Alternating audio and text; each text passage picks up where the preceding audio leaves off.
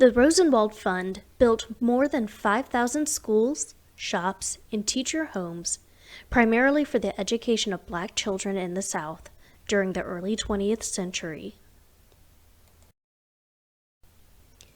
The fund was the product of a partnership between Julius Rosenwald and Booker T. Washington.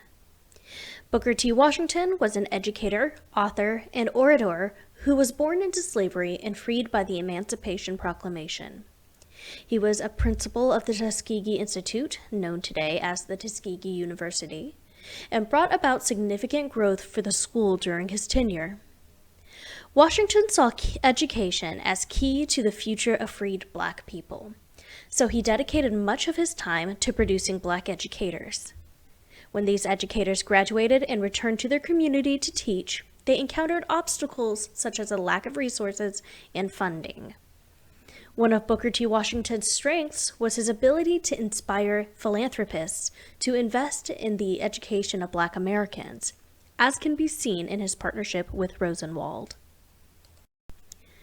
Julius Rosenwald was a Jewish-American clothier who became part owner and president of Sears, Roebuck and Company.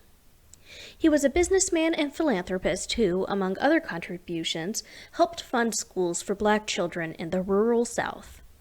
In 1906, Rosenwald met Booker T. Washington and would later serve on the board of directors for the Tuskegee University.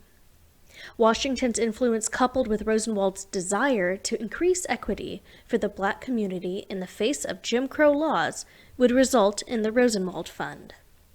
Ultimately, Rosenwald's philanthropy resulted in the construction of 4,977 school buildings in the rural South between 1917 and 1947. In Alabama in the early 1900s, nearly half of the population was Black. However, only 20% of Black children were enrolled in school, compared to 60% of white children. Additionally, schools for Black children did not usually teach higher grades. Black teachers tended to have less education and were paid less than white teachers. The curriculum for poor white and Black children in the rural South focused on practical lessons: reading, writing, arithmetic, agriculture, sewing, and cooking. This pragmatic approach neither prepared rural children for higher education nor encouraged them to pursue it, preventing them from improving their position in society. To give communities a sense of ownership over the schools, Booker T. Washington insisted local people be hired to build them. Sometimes students themselves built the schools. To the same end, communities raised money for the buildings, and the Rosenwald Foundation matched the funds. The Rosenwald Foundation also provided communities with booklets to help design their school, resulting in a uniform look. The designs tended to be simple with traditional details: pitched roofs, steep overhangs, white trim, and whitewashed clapboard siding.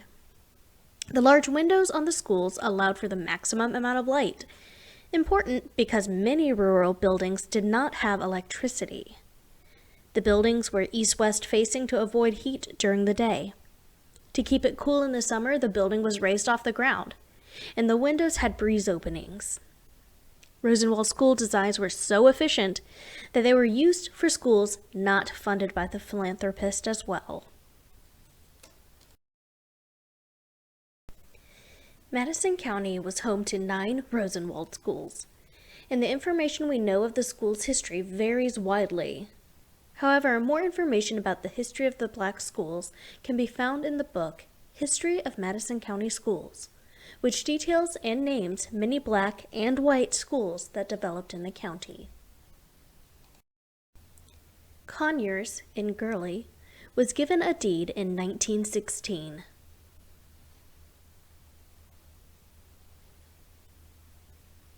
Council training was set up in 1927. It was one of 3 small schools located on Alabama A&M College property. Grade 1 through 6 students were taught there, and after 6th, students went to A&M for high school. The Farmers Capital community raised money to buy land and $700 to build a school, The county superintendent was directed to apply for $200 to make the $900, which was necessary for securing $450 from the state. The deed for the land was given in 1928, and the school operated until 1950 when a new school was built. Tony opened as a 3-room school in 1926. Parents in the community had spent 2 years raising $225 to purchase the land. Tony was a 2-teacher school serving grades 1 through 12 until a county high school was made accessible. The school was added to in the 1950s and 60s, including a gymnasium and additional classrooms. In 1970s, Tony School was integrated with a teacher ratio of 70% white and 30% black. The school closed a few years later.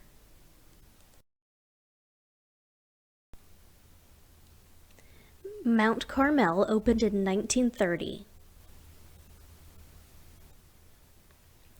Silver Hill was built in 1917. 3 other Rosenwald schools were Grayson, Horton, and Mount Lebanon. Unfortunately, we do not know information about them. Several factors led to Rosenwald schools falling into disuse in the 1950s.